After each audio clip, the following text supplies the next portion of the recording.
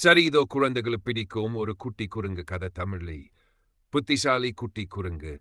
ஒரு அழகான காட்டில் ஒரு குட்டி குரங்கு வாழ்ந்து வந்தது. அதன் பெயர் மிட்டாய். மிட்டாய் ரொம்ப சுறுசுறுப்பானது. மரத்திலிருந்து மரத்துக்கு தாவி டப் என்று விளையாடும். ஒரு நாள் மிட்டாய் மிகவும் பசித்தது.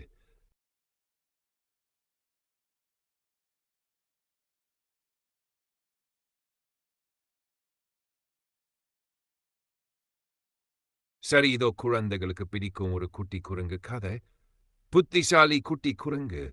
ஒரு அழகான காட்டில் ஒரு குட்டி குரங்கு வாழ்ந்து வந்தது. அதன் பெயர் மிட்டாய். மிட்டாய் ரொம்ப சுறுசுறுப்பானது. மரத்திலிருந்து மரத்துக்கு தாவி டப் டப் என விளையாடும். ஒரு நாள் மிட்டாய் மிகவும் பசித்தது. எனக்கு வாழைப்பழம் வேணும் என நெஞ்சது. அது ஒரு மரத்தின் மேலே பார்த்தது. ஆனால் வாழைப்பழங்கள் எல்லாம் ரொம்ப உயரத்தில் இருந்தது. நான் மட்டும் முயற்சி பண்ணினா முடியாது. நண்பர்களோடு சேர்ந்து முயற்சி பண்ணணும்.